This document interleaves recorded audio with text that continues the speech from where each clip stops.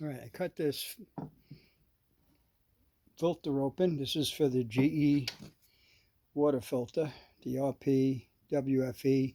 This is the one that goes inside the refrigerator, the French door one. Just wanted to see what it looks like after 6 months. I was concerned that maybe because it went past its expiration date, it's just a carbon block. I was concerned if there was any mold or anything growing in there, but no, okay. But anyway, if anyone was curious to see what was inside these water filters after 6 months, I don't see anything on there.